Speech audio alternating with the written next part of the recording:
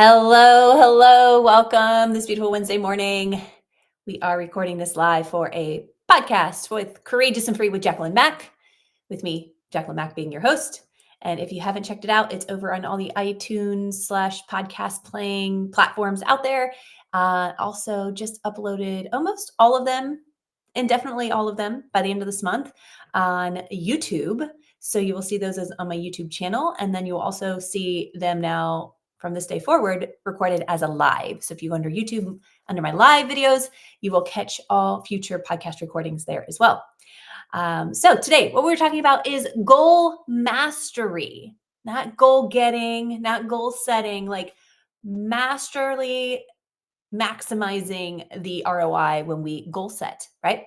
Me being an ROI coach, which is return on investment, but in beyond that, return on intention.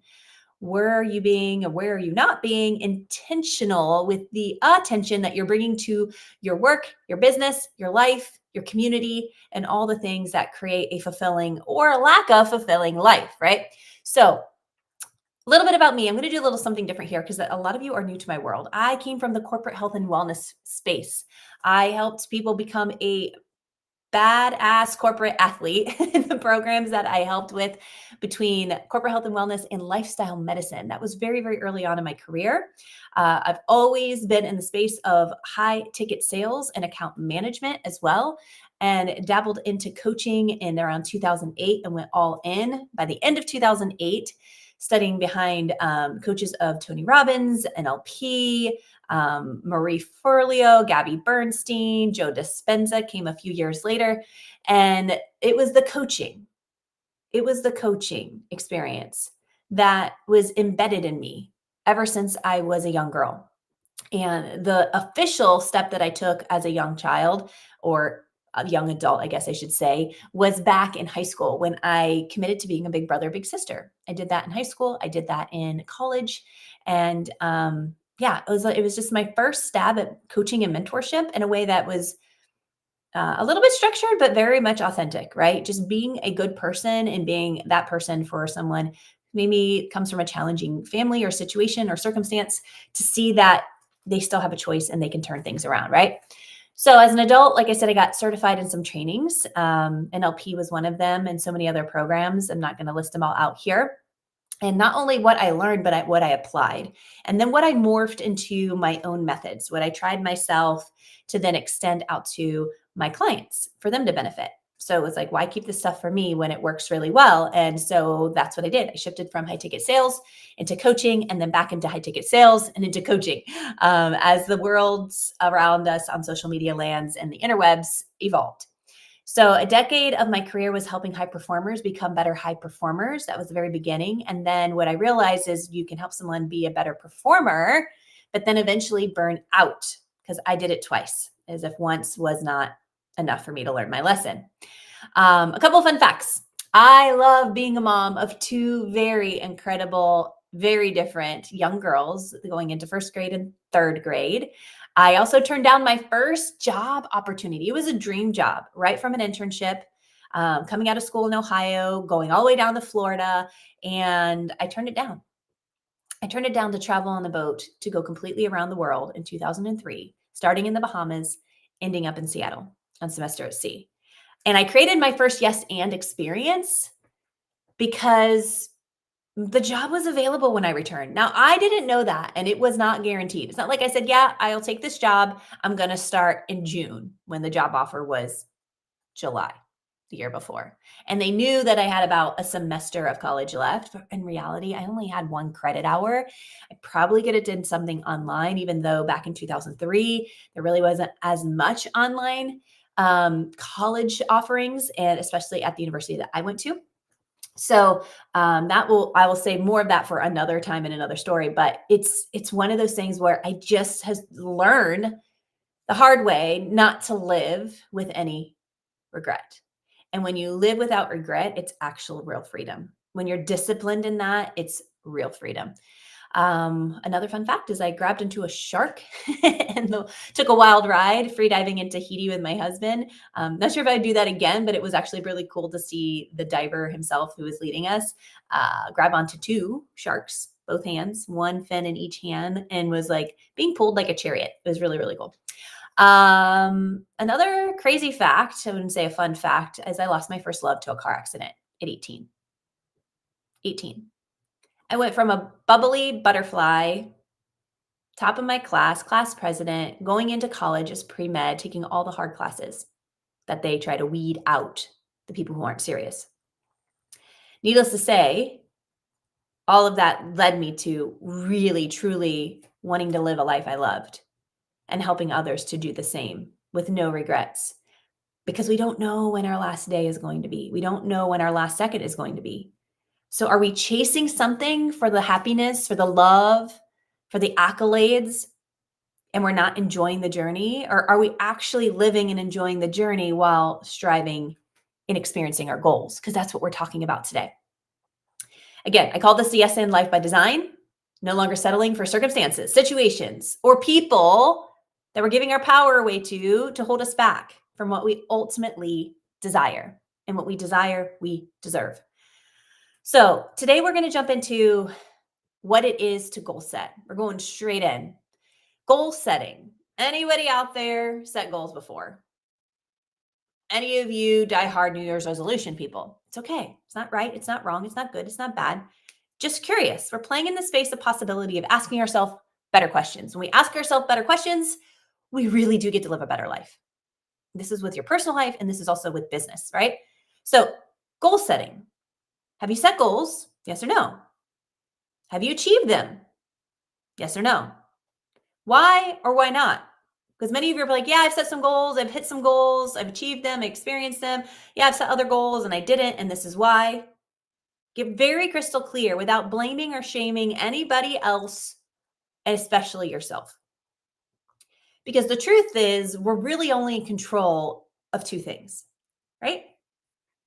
Our beliefs, which are our thoughts repeated over and over and over and over and over again, whether they're true or not. Sometimes we believe things that aren't even true.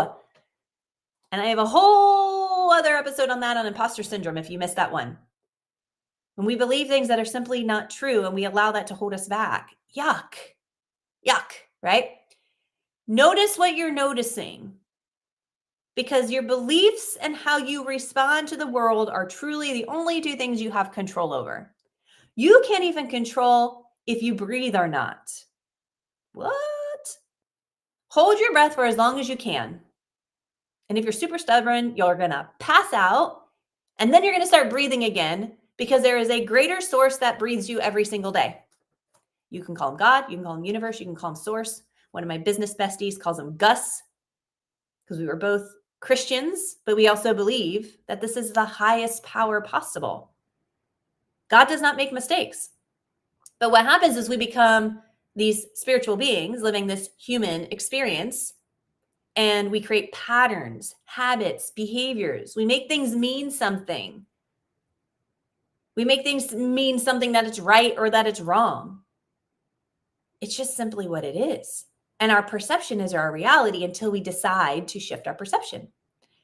So write this down if you're in a safe place. And if not, come back and listen to this. Your beliefs, which are your thoughts repeated over and over, and how you respond to the world.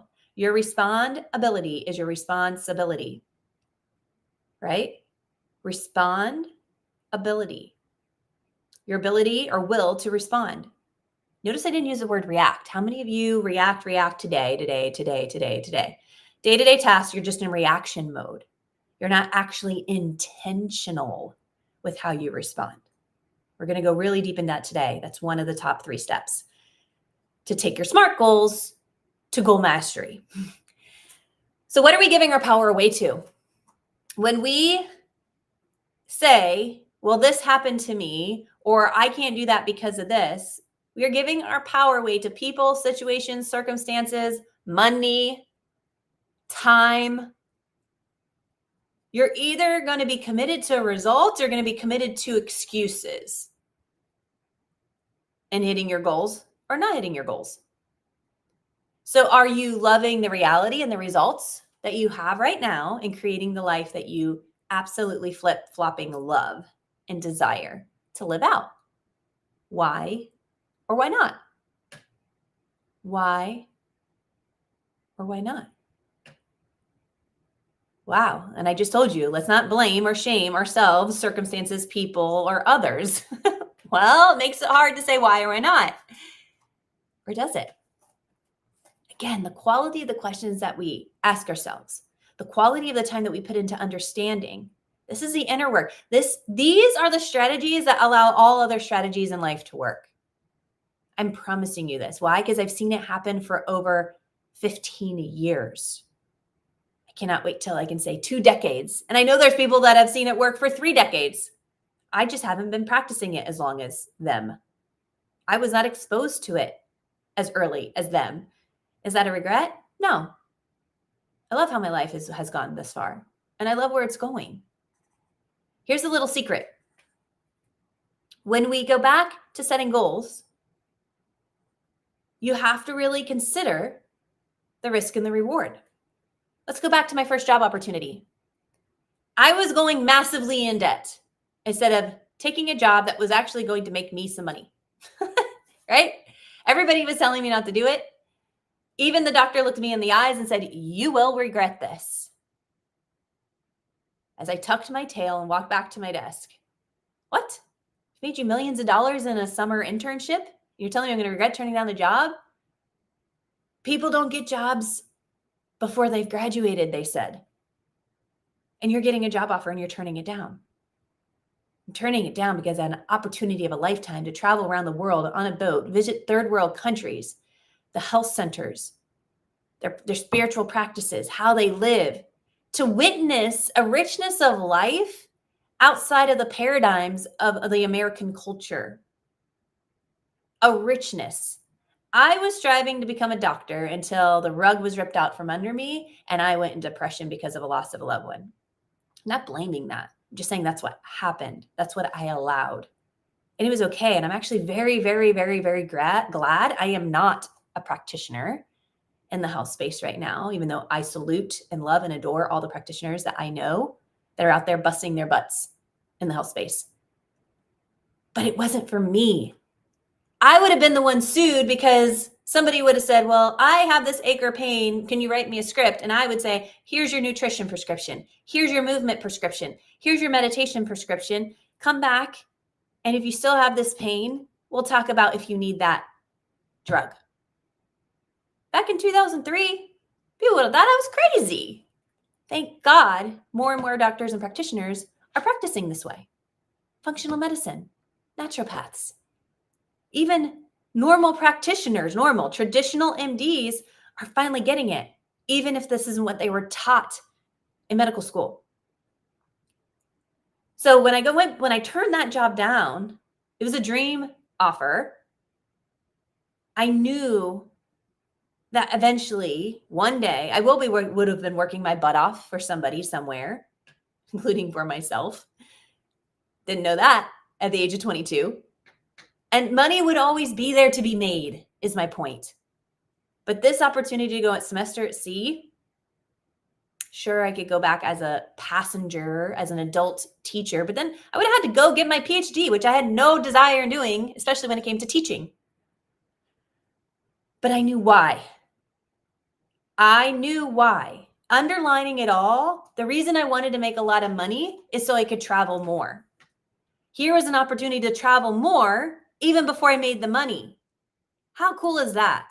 That's how I saw it. That was my perception. And that's why I said no to the job and yes to the travel first.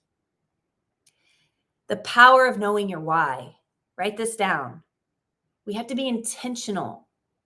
The why or the will to do what you do is always greater than willpower. You can wake up tomorrow and your willpower be zip zap gone in the first 30 seconds, by lunchtime, right? Because of how many decisions we're bombarded with all day, every day. 60,000 for the average person. Decisions to be made. It zaps our willpower. Do I work out? Do I not work out? Do I eat that thing? Do I not eat that thing? Do I meal prep? Do I not meal prep? There's so many and that's just in my health space. If you're a parent, you're taking care of kids, you have a spouse, you're a community member, you volunteer, you have jobs, you have roles, you have responsibilities. on top of the fact that we have to be intentional with knowing our why and only making decisions from our why and our vision. So, SMART goals. SMART goals: specific, measurable, achievable, relevant, and time bound. Now, this is why I loved SMART goals in the past. They served me very well for, I would say, a couple years. Specific and measurable, no doubt. We want to make sure this is something very crystal clear. We know what it looks like, tastes like, feels like, down to the specifics of the goal. Measurable. We can't manage what we cannot measure, right? Now, this is where it gets funky for me. Achievable and relevant. I'm a radical breakthrough coach. Radical. So what doesn't even seem achievable, I help people achieve. So this is why I am ball busting SMART goals right now. If it's achievable, most likely you'll hit it, but it's the unachievable, or what we think or conceive or perceive that is unachievable, that I love to help people actualize and bring into their reality. And relevant, that one too. Those two, if you want a quantum leap, these have to be looked at differently. And time bound. Of course, time bound is great, but I always say by this date or something sooner. Why hold back if it can be done sooner? Call it luck, call it miracles, call it magic, call it whatever you want. You get to create it because of how you're showing up and how you are creating your goals, which now we're turning into what? Intentions. Intention setting that is specific and measurable. And you're looking at it monthly through the Power of the Reset journal prompts.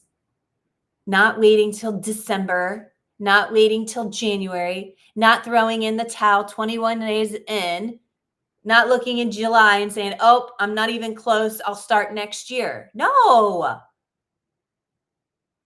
I mean, you can. It's not right, it's not wrong. But do you really want it? Because if you don't really want it, it's just a want. If it's a burning desire connected to a bigger vision, now we have something to be intentional with. So how do you know what goal to set? Because every one of you who probably set a goal, you either did it on your own or someone told you this was your goal. If you work for a company organization, when I did sales, I still do sales for my own business.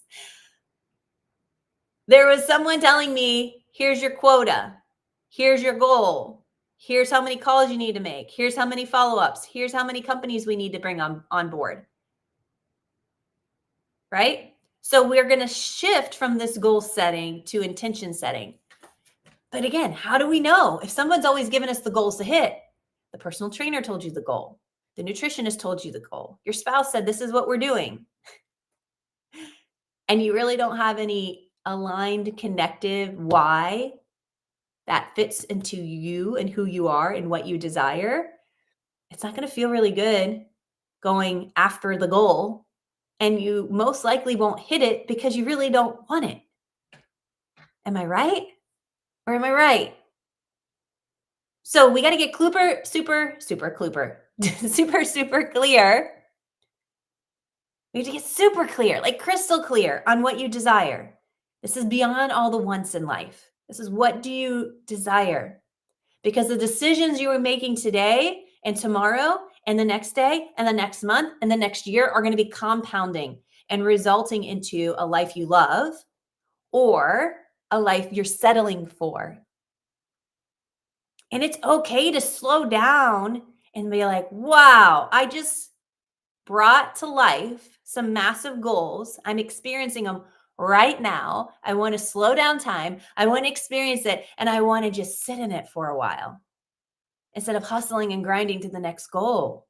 Please do that. Savor it. Savor the sip.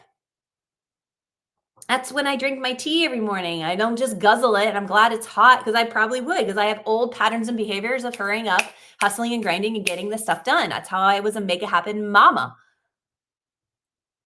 for everybody that I worked for, including myself. But see, here's the thing.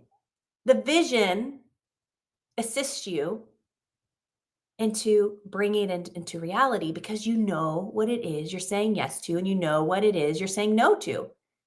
Because if it serves the vision, if it fuels the vision, if it's one more step closer to the vision happening, it's a yes. If it's distracting you or delaying you from the vision, it's a no. It's very black and white. And then until you get really good at listening to your intuition, another I word you want to write down, which is connected to source. You can think logically from past experiences, you can feel intuitively with intention. Now you're a powerhouse decision, masterful human in both business and life, having fulfillment in both business and life, having time freedom and money freedom in both business and life. So how do you get clear on your vision? You ask yourself, what would you love? Think out 3 years from now. What would you love? Think out as if it's already happened or is happening right now. What would you love in your relationships? What would you love in your work in the world? What would you love with your health and wellness? What would you love with money freedom, fulfillment, time freedom, the juiciness details? I'm not talking about wants. I'm talking about desire. And when you know you're hitting on a desire, it's because you feel different saying it, writing it. And then that little voice might pop up called dissuasion that says, you can't have that. You're too old. You're too young. You don't have enough experience. Push mute on that voice. It doesn't get to participate. What does it look like? What does it feel like when you're experiencing your desires in your relationship, your work, your health and well-being, your fulfillment, your time freedom, your money freedom? What does it feel like? What does it feel like? And are you tapping into those feelings on a regular basis? Are you waiting for the thing to happen first? That's the biggest paradigm that we've allowed in our culture. I'll be happy when. When what? You can be happy now. That's why we call enjoying life. Enjoy. I live my life. I don't wait for something to happen to me, for me, to feel the joy. That's giving all my power away. That's not living out my fullest potential and possibility here and now. And then when you think you got the vision out, what else? What else? And what if it was even better? What else and what if are two of my favorite phrases when we're really doing this work. It will unlock so much possibility, so much potential before you even notice what you're doing. And then you're going to go throughout your day, notice what you're noticing. You're going to catch yourself in what you're saying yes to and what you're saying no to. There's going to be old habits and patterns and behaviors that you're going to be annoyed by because you're like, dang it. You're going to be setting some boundaries, which can get uncomfortable. If you're a recovering people pleaser like myself, on top of being a high performer, saying no isn't always the easiest thing to do, is it not? But we practice it because we know when we're saying no to something else, it's because we're creating room for something bigger, something grander, something we truly desire and we deserve. So this is why I talk about intentions with SMART goals. This is why I talk about intention setting versus SMART goals. This is why I talk about intuitiveness, how to actually tap in and listen to your intuition and practice that on a regular basis. This is why having a vision, a crystal clear vision, is uber important to all of this. Even if you didn't do the intentional stuff or the intuitive stuff, having a clear vision will indefinitely impact SMART goal setting if that's all you did. I'm certain of it.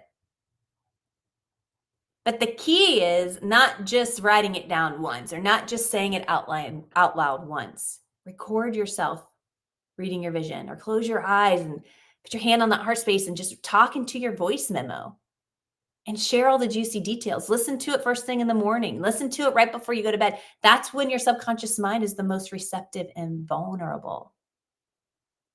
When you send the signals and you hear the words, it's collecting the data so that tomorrow and the next day and the next day, you're seeing areas of opportunity to say yes, which you probably wouldn't have seen before. This is what it's like to now, step 3, decide and live from a vision. But don't confuse decision of this with actual commitment. Because you can decide all day to go to the gym and never go to the gym. You can decide that you're going to start a business and never start a business. You can decide that you're going to give yourself a chance to fall in love again and never actually give yourself that chance to fall in love again. Because what's required for a decision to actually be in place is commitment to action on that. So commitment to action is what allows for decision mastery to evolve, right? So intention, intuition, goal setting, intention setting with your vision, and then living and deciding from the vision. This is how you master bringing your goals to life, period. So goal setting is intentional. And then you're resetting and you're pivoting every month using the Power of the Reset journal prompts. And if you're like, who am I to set these type of goals? Who am I? Then go get my imposter syndrome guide. You can overcome that right here, right now, and get back into the game. Because we have all suffered from imposter syndrome, have we not? Celebrities will admit to it as well. It's not like a check the box one and done. It creeps up in our darkest hours or creeps up in our most celebratory hours, right? We just got offered to do something that we've never done before and we're so excited because it was on our vision board and blah, blah, blah, blah, blah, blah, blah. And then what happens? Imposter syndrome. What do? We don't give our power away to it. We recognize it. We honor it. We release it. Like fear, we lock arms with it and we move forward anyways. So if you need any support with this, my DMs are open. You have some tools. I gave you a bunch of wisdom today. You're welcome. I hope you actually use it, integrate it into your life. Don't let this just activate you and feel good for 20 minutes and then you go back to the dirty fish tank is what I call it. It's like you can clean up the fish. You can take the executive or the business owner on the retreat, give them all the tools, the bells, the whistles, clean them up, get their mindset going in the right direction and send them back to the dirty fish tank without their tools to actually integrate the transformation that just happened into their life. We need the tools in our toolbox. But once we have them in our toolbox, are we going to use them? Are we being disciplined to use them? Because when we're disciplined to use the Power of the Reset journal prompts, we get freedom, time freedom, money freedom, blame and shame freedom. Helping yourself set boundaries creates even more freedom, mental, emotional freedom. We're now honoring our word to ourselves, to other people. We're not making assumptions. We take nothing personally and we be our best. And I actually like to say we just be a little bit better every day. Those are the 4 agreements, which is a great book that I live by every single day. And it releases so much pressure that I put on myself through old society standards. So with that, I'm going to send you with so much love. Until next time, make it a great day. Set those intentions.